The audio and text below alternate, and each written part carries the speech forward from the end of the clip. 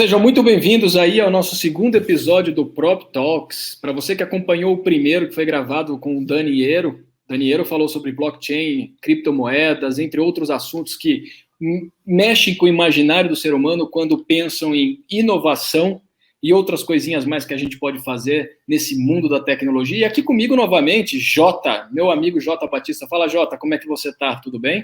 E aí, Gustavo, tudo bem? Tô me recuperando ainda daquela conversa que nós tivemos com o Niero, tá? Porque deu para provocar bastante ainda o que está acontecendo no mundo, o que vai acontecer no mercado imobiliário, principalmente, né? E muita gente veio falar comigo, tenho certeza contigo também, Zanotto, sobre as coisas que nós conversamos aí, né? Qual o impacto que isso vai ter e, de certa forma, já está tendo, né? Dentro do desenvolvimento do mercado imobiliário dos próximos anos, né? Foi super legal, viu? Mas aqui tudo certo, tô com o meu cafezinho aqui. Aquela vez eu tomei meio litro de café, eu vou tentar ir mais na manhã agora. Mas vamos para essa próxima aí?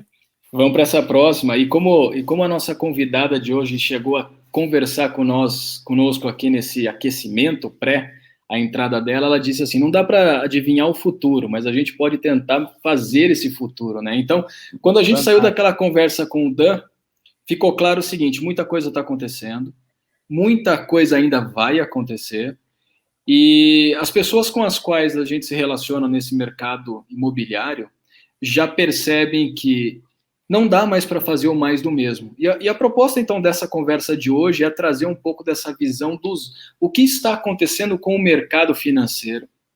Como que o mercado financeiro ele está hoje olhando para as relações de negócios entre empresas e pessoas.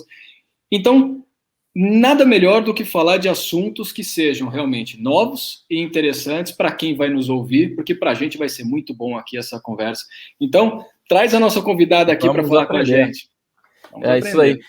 E como você falou, Zanotto, o mercado financeiro, né, quando a gente fala de fintech e tudo mais, ele está passando por uma grande transformação, assim como o imobiliário, e pouca gente enxerga no mercado imobiliário aonde isso aí se encontra, né, ou aonde tu aprende com isso também, né.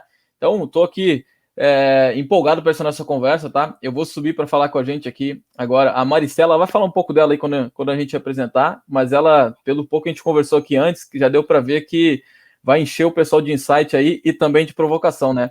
Então, vou subir aqui agora aqui. Maristela, tudo bem? Como vai?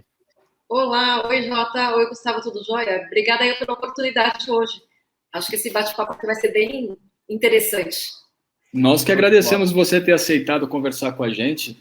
E como a gente já anteriormente falou, né, Maristela, um assunto que, para mim, eu posso até entender, mas eu posso até conhecer, mas não entendo. E acredito que muita gente pode ter ouvido falar, mas também não sabe o que vem a ser o tema de hoje. Então, nada melhor do que você para explicar para a gente nessa conversa aqui sobre o tema de Open Finance, Open Economy, outros Opens que tem por aí. É isso. Show de bola. Maristela, fala pra gente um pouco aí quem é a Maristela, o que a Maristela faz, um pouco da tua história aí para o pessoal já ir se conectando já e a gente já dando início nesse nosso papo. Tá lógico. Então tá bom, Jota, bem. Eu tô, assim, minha carreira inteira eu sempre desenvolvi aí um trabalho dentro de tecnologia para o mercado financeiro. Mas nos últimos anos, nos últimos 7, 8 anos mais ou menos, foi quando eu já comecei a estar fazendo uma mudança um pouco mais forte para essa questão aí do mundo, estudando futurismo, inovações, o que vem de novo por aí.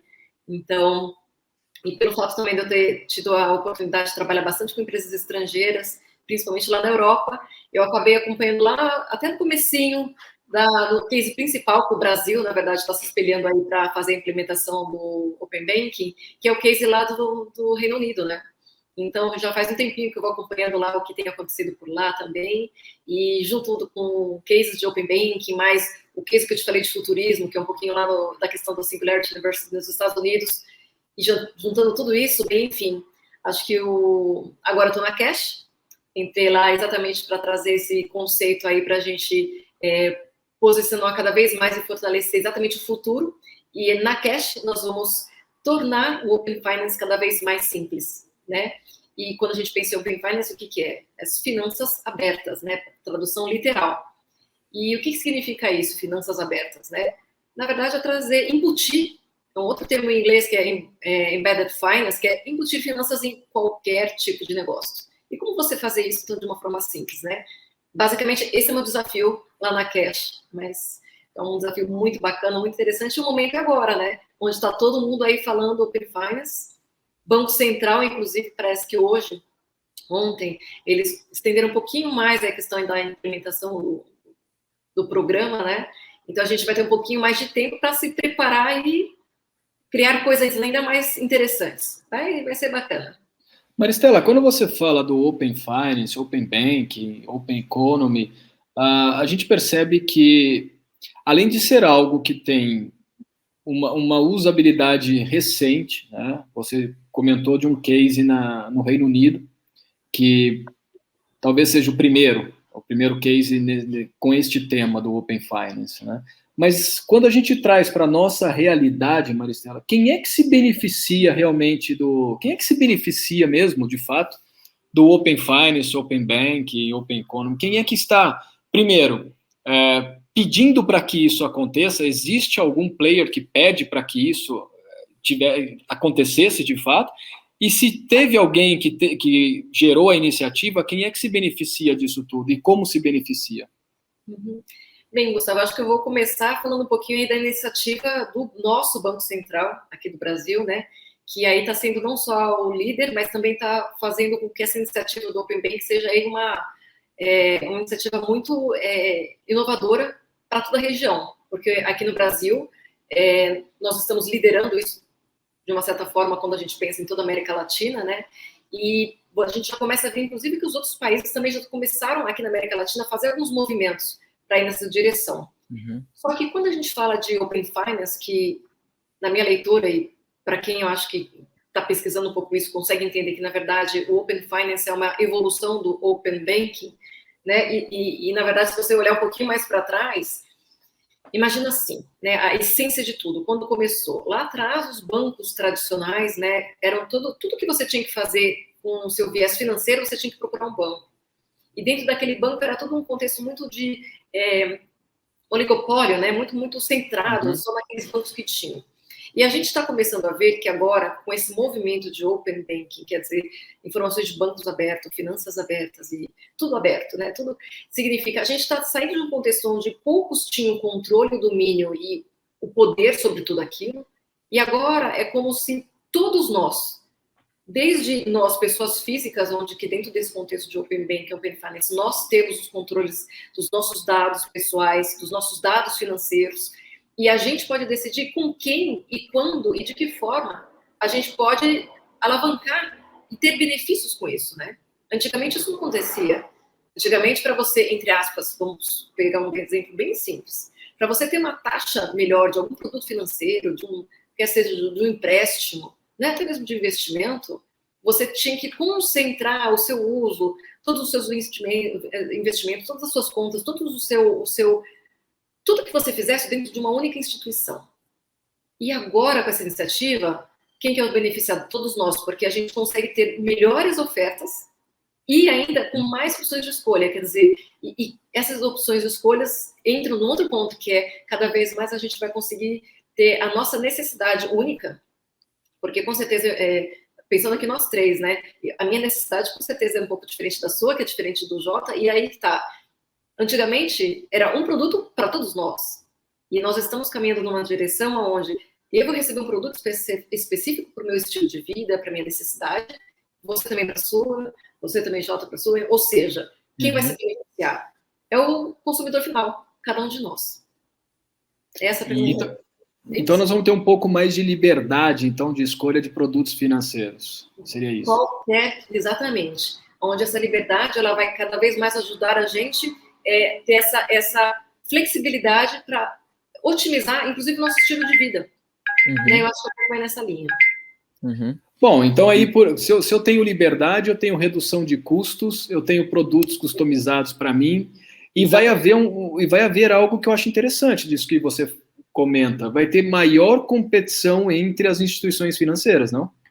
Exatamente, por isso que os preços das nossas taxas vão diminuir, né, quando for empréstimo, ou aumentar quando for para questão de investimento também. Então, assim, o grande beneficiado seremos nós, sem sombra de dúvida.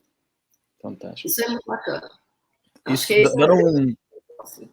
legal, dando um passo atrás, Maristela Zanotto, no Open Banking, porque talvez algumas pessoas que estejam nos ouvindo não saibam de fato o que é, né, o Open Banking, né, por mais que o nome seja bastante sugestivo, né, mas tentando ilustrar rápido, é como se todos os meus dados agora que eu tenho com o banco que eu tenho um relacionamento maior há um bom tempo, eles agora estão abertos, se eu quiser, né, se eu autorizar, né, eles estarão, né, não estão, né, eles estarão a partir dos 22, eles estarão abertos para que eu possa compartilhar com os outros bancos, para que eu não tenha que fazer esse mesmo relacionamento com eles mais para conseguir acessar outros produtos, né? É mais ou menos isso, né? É mais ou menos isso, até porque é como se você começasse a compartilhar todo o seu histórico de comportamento de crédito, né? Uhum. Então, Perfeito. esse seu histórico que antigamente soma, e na verdade, assim, antigamente, aquela uma ou duas instituições, ela tinha um histórico com ela. E agora, nesse momento que nós vamos começar a compartilhar todos os nossos dados com qualquer outro participante do Open Banking, a gente consegue ter benefícios em todas as frentes. Então, já não está somente numa única ponta, né? Sim. Se eu tiver, digamos assim, uma conta num banco Y e eu compartilhar meus dados, então, para pedir um financiamento imobiliário, tá? Mesmo que eu, então, tenha uma conta nesse banco, eu quero contratar um financiamento. Eu acesso os outros bancos, vejo com eles, né, porque eles vão ter meus dados, vão mandar para mim as cotações, e mesmo eu tendo a conta no banco A, eu posso contratar só o financiamento do banco B. Eu vou conseguir fazer isso, né, dentro do Open Bank, né? A fase final aí do Open Finance, que a gente chama, né? Do Open Finance, fantástico. E assim, quando entra na questão do Open Bank, eles dividiram, se bem que agora eles estenderam um pouquinho mais aí as fases, mas ainda falando do modelo inicial, que era mais simples, eram 4 etapas, onde a primeira etapa, os bancos começavam a compartilhar os produtos financeiros deles, né? A segunda etapa, começavam a compartilhar os dados de quem? Dos clientes, para poder ter, quando o cliente desse o consentimento, né? A terceira fase é a questão da questão dos pagamentos e créditos, e a fase 4, que é quando eu entraria de fato a questão dos outros produtos financeiros. Aí é seguro, previdência, enfim, aí vai outra leque. Então, essa evolução que a gente está vendo, que a gente está entrando agora dentro de Open Finance, que é quando começa a entrar o quê? A questão das finanças embutidas, ou seja, isso que você colocou, eu vou buscar um produto específico, financiamento de imobiliário. Então, agora, quando a fase 4 estiver concluída e implementada, você vai poder, para pegar essas cotações, compartilhar os seus dados que antes estavam somente uma instituição tinha acesso, você vai pegar esse seu histórico, compartilhar com todas as outras instituições que você quiser, e fazer uma cotação com cada uma delas. E como elas vão ter, vamos dizer, é como se todo mundo agora estivesse partindo da mesma base, com o mesmo histórico de informação, né? Porque esse histórico você está compartilhando com todos eles. Ou seja, a cotação que cada um deles vão mandar vai ser mais justa, vai ser mais assertiva. Não é aquela coisa que você começa a cotar com um banco que você, antigamente, né? Você cotava com um banco que você não tinha relacionamento, pelo fato dele não te conhecer, ele acabava penalizando, não sei se ele acabava não te dando uma taxa tão legal porque ele não te conhecia. E agora que ele vai ter esse acesso, então ele vai poder também te dar uma taxa tão competitiva quanto aquele único banco que você tinha relacionamento. Mas uma dúvida que eu fico, Maristela, quando começam a falar sobre essa transação dos dados, essa interconexão dos dados, me leva a pensar uma coisa. E clientes que não têm histórico com bancos?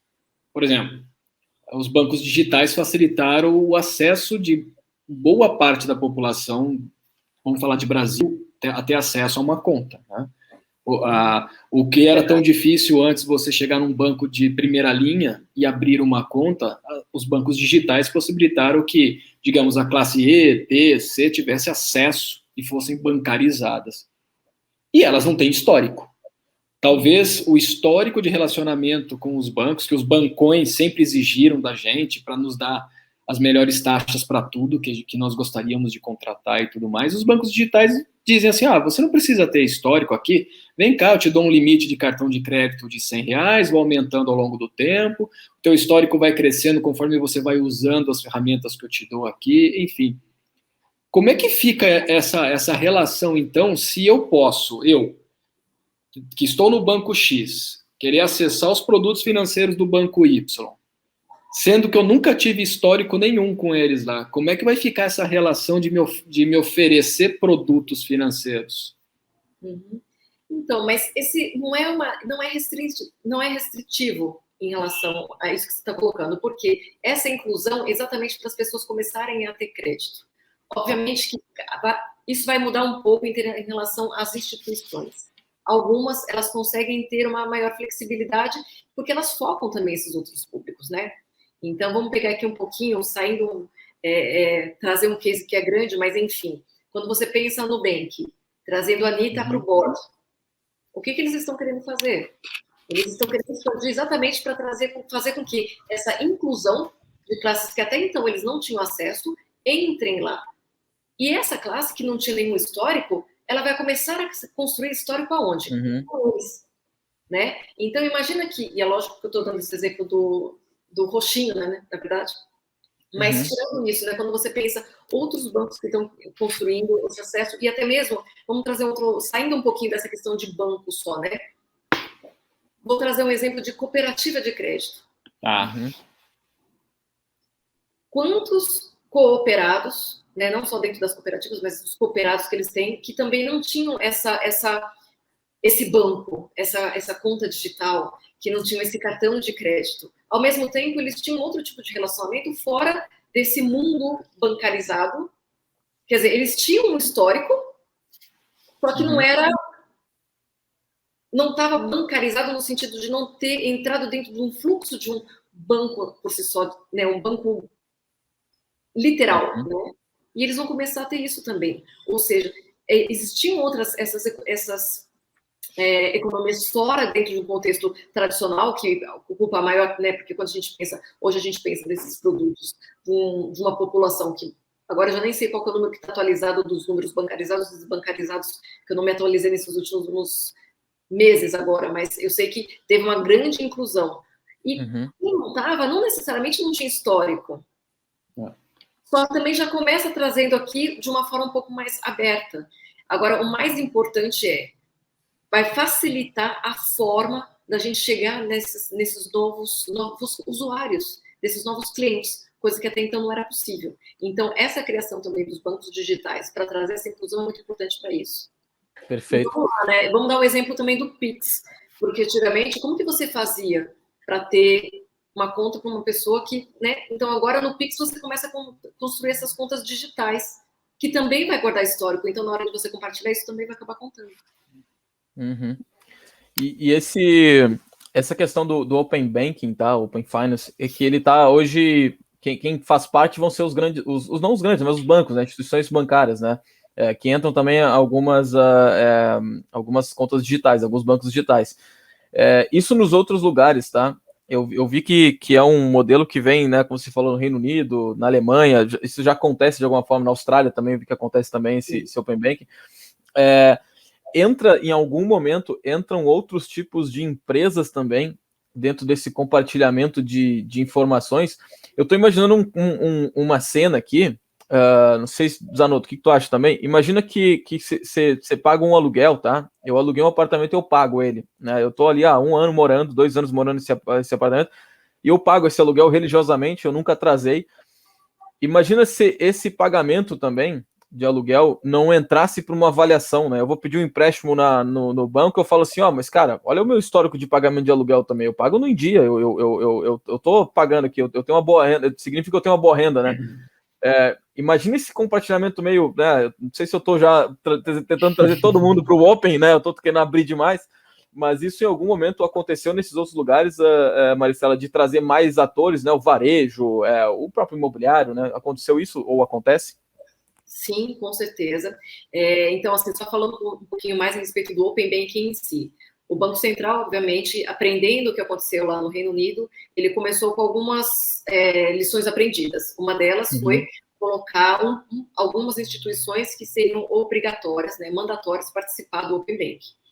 Agora, uma coisa bacana que o Banco Central também colocou como regrinha é que quem entrar para participar do esquema do Open Banking tem que compartilhar dados. E isso é recíproco. Quer dizer, não dá para você entrar só para receber. Se você não estiver dando, a partir do momento que você entrar, é recíproco. Não existe essa questão seletiva. Aí, assim, quem pode participar? Sim, a princípio os bancos e qualquer outra instituição que queira fazer parte, ela precisa solicitar para o Banco Central essa aprovação, o Banco Central dando ok, ela só tem que entrar dentro da mesma regra. Ou seja, vai ter que seguir as mesmas regras que os grandes bancões também estão seguindo. Então, isso daí é muito bacana. Legal, quando legal. a gente coloca, então, por exemplo, em relação também que você acabou de mencionar de Open Economy, né? E aí, falando um pouquinho mais até do que a gente conversou rapidamente antes, que assim, nos outros países, né, nos outros lugares que já tem essa iniciativa já também começando a engatilhar, em algumas, essas iniciativas elas foram impulsionadas pelo órgão regulador, como no Brasil, outras pelo próprio mercado e outras que estão acontecendo de uma forma meio não tão coordenada assim. Ou seja, existem várias formas, mas esse movimento a gente já percebe que está acontecendo no mundo inteiro, né? Quando a gente pensa em relação à Open Economy, eu gosto de ver, eu vi um case uma vez que eles falavam assim, olha, o Open Economy, ele está cruzando de uma forma que ele está embutindo não só finanças, mas todos os... Porque agora a gente está muito no Open Finance, que a gente fala finanças embutidas. Imagina dentro do Open Economy, onde economia embutida também. Deixa eu trazer isso. Você já imaginou onde soluções, tanto para a questão de imobiliária ou para qualquer outra situação que vá nessa linha, ela começa a embutir soluções de aluguéis, soluções de produtos de vendas de prédios ou de ações de um outro contexto de um business que de repente não era o trivial, mas que dentro de uma experiência onde a economia ela vai estar inserida e vai estar unificada e o banco vai ficar invisível, essa é uma oferta o quê? Que envolve uma necessidade de estilo de vida, entendeu? Então, assim, por exemplo, eu estava vendo um case, há uns 3, 4 anos atrás, eu estava trabalhando com cases de robô advisors, né? Não sei se vocês já conhecem um pouquinho, mas assim, imagina que por causa de o robô advisor, na verdade, entra na linha de machine learning, que é a questão de algoritmos, onde eles, como trabalham bastante com data, se você fala, olha, eu tenho um montante X para investir e eu tenho um objetivo de vida Y, ele vai, né, então assim, eu quero, meu robô advisor, eu quero investir tanto porque daqui a 5 anos eu quero comprar um apartamento.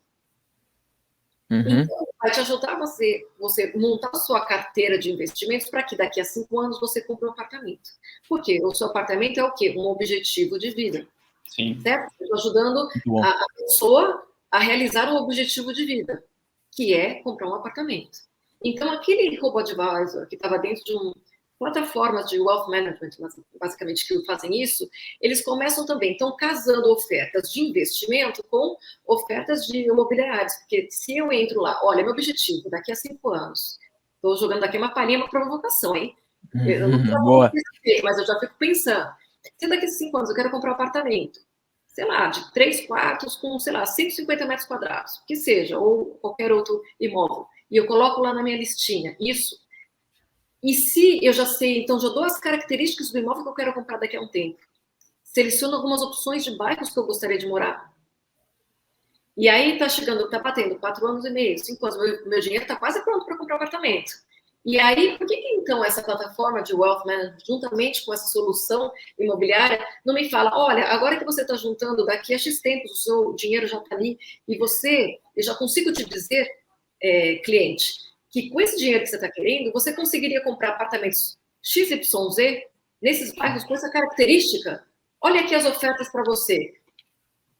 De repente, isso linka isso com oferta de olha, para você, se você quiser antecipar isso de agora, de repente, dá para fazer só um pedacinho de financiamento, e aí você já faz uma oferta toda casada por trás, dentro de uma aplicação, onde você entrou de uma plataforma fazendo investimento com o seu objetivo de vida, comprar um apartamento, ele já seleciona o imóvel com aquelas características que você está querendo, e aí ele já te fala, olha, eu tenho esse imóvel do jeito que você quer. Porque aí, de repente, durante essa experiência, enquanto você está juntando dinheiro, ele vai te mostrando, sabe aquelas coisas quando você dá... Nossa, o que eu ia fazer? Eu ia falar, comentar tipo Tinder. Sabe quando você like, não like, like, não like? Imagina essa experiência de like, não like do apartamento. Olha, esse apartamento like, não like. E aí, esse robozinho por trás já vai vendo, olha, de repente, acho que para ela vai gostar mais desse apartamento. Ela já selecionou o bairro, já selecionou as características. Gosta, não gosta. E aí ele já chega lá na frente, já tem praticamente aqueles 3, 4 opções de apartamento para comprar, exatamente com o que eu estava buscando. Uhum. E já conectado com o meu dinheiro já, né? Com dinheiro, com like e não like. Então, tipo assim, o robozinho vai formando tudo isso do tipo, ele tem um comportamento. Ele já está entendendo o que eu gosto, o que eu não gosto. O que eu estou procurando. Porque, a princípio, você falar, eu quero um apartamento de X metros com tantos quartos, isso é muito vago. Eu até posso ter dado bairro, que já começa a filtrar um pouquinho. Mas na hora que a plataforma me desse, por exemplo, olha, você gostou dessa opção? Não, aí esse daqui sim, daqui não. Daqui... Olha só, daqui uma provocação. Imagina se, o apartamento que você nem sabe que existe, já chega aqui, olha, é essa opção para você, imagina. Ou pelo menos algum. Maristela, você acabou de criar uma startup. Você acabou de criar uma startup nessa conversa. Mas enfim, não, quando a gente pensa no economia, é um pouco isso, né? Você junta uma coisa com a outra, porque exatamente. Você abre, não é? E o banco está onde? Está por trás. Você nem está pensando tanto isso, você está pensando o que é o seu objetivo de vida, o que você quer, a sua ambição, enfim. E pode ser qualquer outro objetivo de vida, né? Dei aqui um exemplo. Enfim. Mas eu fui cliente desses robôs advisors. Tem uma empresa que é de Porto Alegre, Jota. A Warren? A Warren tem um robô advisor. É isso. Eu fui cliente deles durante 1 ano, Maristela. E eu posso te dizer o seguinte: entre comparar com os investimentos que eu já fiz em bancos tradicionais e investimentos que eu fiz na Warren, eu tive uma rentabilidade melhor e eu tive como eu posso dizer, um conforto maior em falar com aquele robozinho ali. No primeiro cadastro que ele fez comigo, ele fez acho que umas 6 ou 7 perguntas ali. A primeira era qual era o meu objetivo, eu disse, e ele foi selecionando através do meu perfil, ele mostrou para mim onde eu deveria alocar os meus recursos financeiros. E vou te falar, ele faz... Exato, Jota, e ele trazia os gráficos comparativos mês a mês, e eu falava, como é que esse cara consegue me trazer um resultado maior que esse? Na verdade, é o que você acabou de explicar. Ele vai fazer, as máquinas vão aprendendo entre elas essas conexões de máquinas, né? Que é o conceito do machine learning. Eles vão aprendendo entre eles e vão gerando suas próprias inteligências para no final do dia te trazer o resultado que você espera. E quando a gente vai para o imobiliário, eu vou te trazer aqui, o que está sendo legal nesse papo contigo é que você já apresentou alguns cases que são importantíssimos para a gente validar o conceito que você está trazendo do tema, né, que a gente está conversando aqui. E o Jota conhece o João Abelha. O João Abelha é um português. Portugal, né?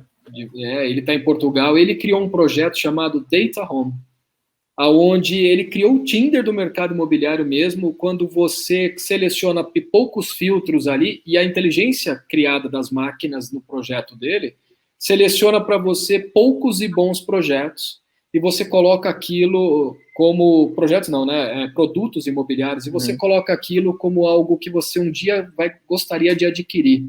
E ao longo do tempo, ele vai selecionando outros e outros e vai trazendo para o cliente do portal dele o seguinte, cara, nós já atingimos 80% do teu perfil aqui para compra de um produto. E eu vejo que você tem as características para este aqui. Vamos fechar negócio? Essa é a imobiliária, esse é o corretor, essas são as condições de pagamento, só que ele não tem a ponta financeira. Mas o projeto dele está vingando, está sendo muito legal em Portugal, e ele me apresentou esses dias, e cabe, se a gente trouxer uma solução financeira, ele amarra tudo e cria essa startup que você acabou de falar. É fantástico, fantástico. É muito bom. Então, e cada vez mais, assim, se você parar para pensar, o que é isso? Isso é Open Economy. Significa tudo embutido. Cada vez mais, eu entendo que nós estamos entrando no momento onde as finanças serão embutidas, mas daqui a pouco a gente vai chegar no momento que, assim, é tudo focado para nós, no sentido do nosso estilo de vida, dos nossos objetivos. E aí, por isso que essas soluções embutidas vão começar a ser cross-industry, cross-segments, whatever. Ter tudo. Aqui meu inglês, desculpa, mas enfim. Vai estar tudo cross, né? Literalmente. Exato. E é isso, para mim, que eu entendo que é o Open Economy. E, portanto, cada vez mais as soluções serão hiper personalizadas. E nada melhor que isso, que fica fácil, né? Porque data, se você tem data, está coletando isso de uma forma tão digital, nossa, uma máquina faz isso de uma forma muito mais fácil e rápida do que um ser humano, né? Exatamente. Então, tem várias vantagens que a gente vai descobrir aí nessa caminhada. Eu acho que Eu fico entusiasmada quando falar disso, eu fico, nossa, gente, quantas coisas que podem surgir que a gente ainda nem imaginou, né? Eu acho que é bem Exato, isso. exato. A gente pensa no mundo que a gente não sabe qual que vai ser, a gente vai co-criar juntos. E o Open Banking, ele começou em fevereiro, né? Se a gente pegar uma linha do tempo, ele começou agora em fevereiro, né? A ser mais falado, mas já teve algum tipo de aderência? Você já percebe, você como uma profissional disso, você já percebe que todas as instituições financeiras já aderiram isso com força? Ainda tem dúvida? Como que está essa relação com as empresas para aderirem ao tema e, digamos, o cliente final ali, que pode ser um dos mais favorecidos? Como é que você tem visto isso? Olha, para mim, eu acho que não tem dúvida que é o caminho mesmo. As grandes instituições já estão super defendendo esse tema, né? Acho que essa semana mesmo agora a gente viu aí alguns dos grandes bancos, né, de grandes nomes aí, novamente trabalhando muito nesse tema de Open Banking, Open Finance, do tipo, isso daqui está vindo, isso daqui agora, e se você, então, se prepare, que logo, logo vai chegar aí Open Finance, então esteja pronto. Então, assim, eu estou vendo um movimento muito forte, inclusive, dessas grandes instituições também. Ou seja, na hora que vier, eu acho que vai tudo muito forte. Então, assim, mas dando um passo para trás, o que eu sinto?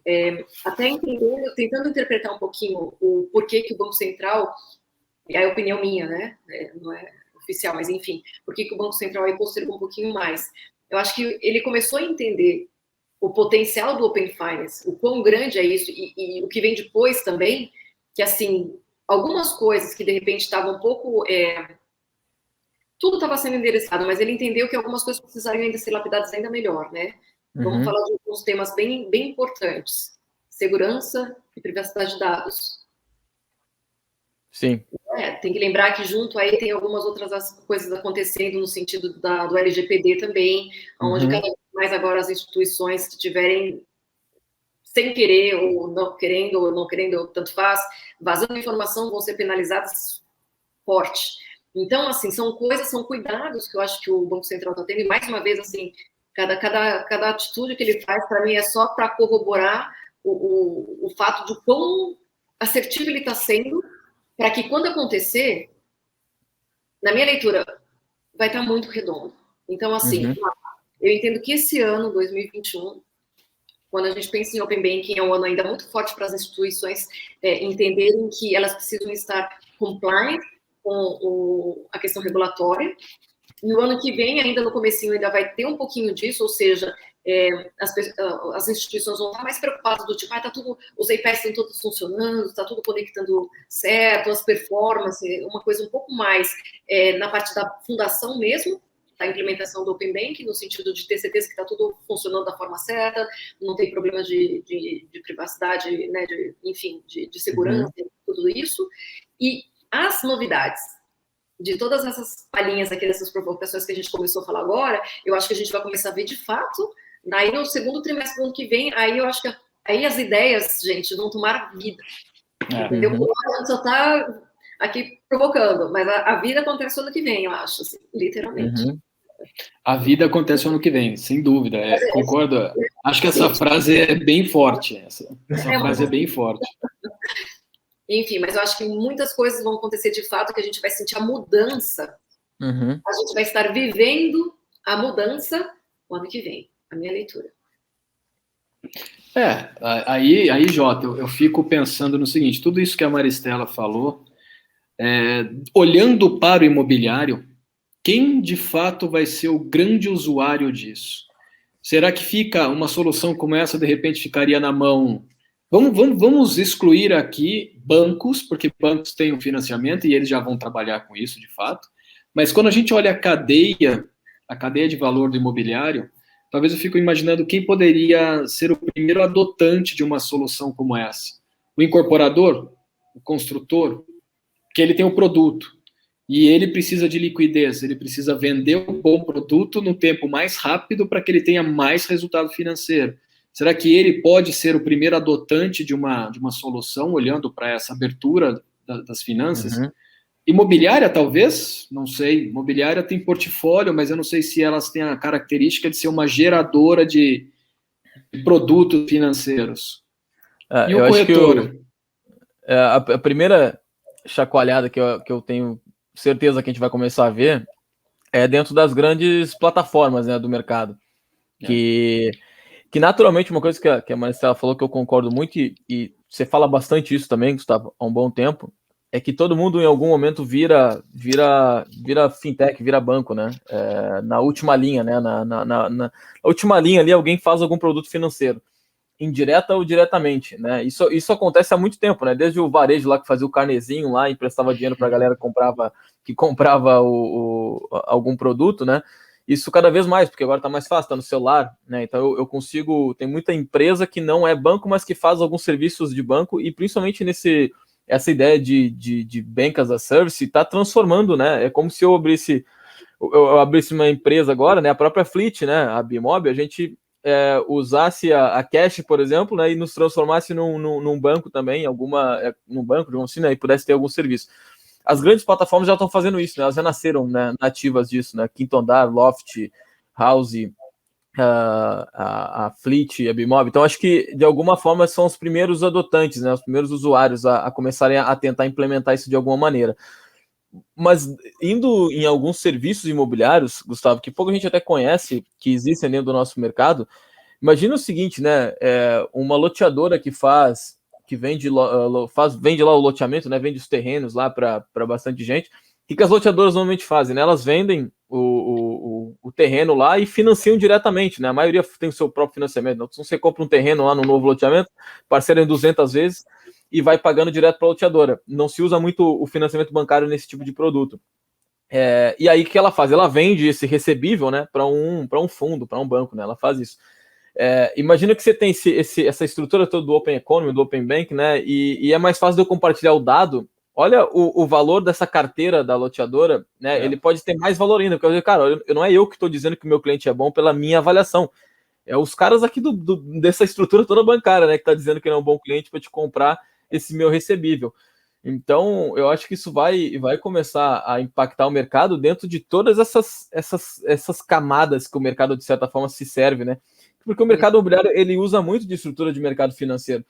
Só não é muito falado, né? Mas o mercado imobiliário e o mercado financeiro se fundem várias vezes, né? Em vários pontos, né? Eu também fico muito empolgado com isso, sabe?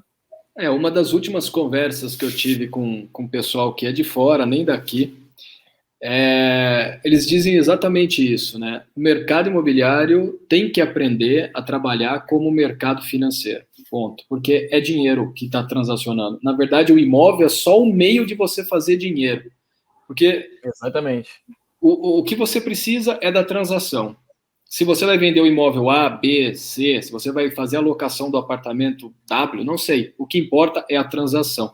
E é através da transação que você reconhece padrões, e ao reconhecer padrões, você cria dinâmicas que favoreçam as empresas a terem os melhores clientes, pagadores, no caso. Então, o exemplo que você trouxe da loteadora aí é o incorporador, ele, quando vai lançar um produto, ele pode chegar numa plataforma, numa empresa que tem o domínio do Open Bank, e diz assim, aqui eu tenho um grupo de clientes próprios para você. Claro, tudo isso dentro de uma legalização, né, onde ele possa vir a comprar perfis de clientes que possam adquirir aquele produto. E aí faz um trabalho de ativo, né? Porque o que acontece no imobiliário hoje, Maricela, existe muita coisa do passivo.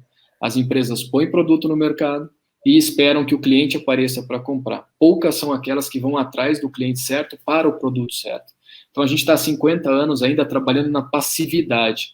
E talvez esse papo de hoje mostrou que a gente passa a ser mais ativo do que a gente imaginava ao criar soluções que poucas pessoas estão olhando para isso, e que o nosso setor imobiliário, eu gosto de dizer e afirmar que ele é o setor mais competitivo na relação de negócios que existe, e porém é o mais saturado. Onde tem muito cliente, tem muito produto, tem muita empresa e eles não sabem como fazer negócio. Jota, caminhamos então para o fim desse papo. Maristela, muito obrigado de novo por estar aqui com a gente. Foi, assim, uma conversa de quase 40 minutos aí, falando de coisas que nem eu sabia, agora eu vou saber muito mais. Aprendi contigo bastante coisa, sei que o Jota aprendeu também muito aqui.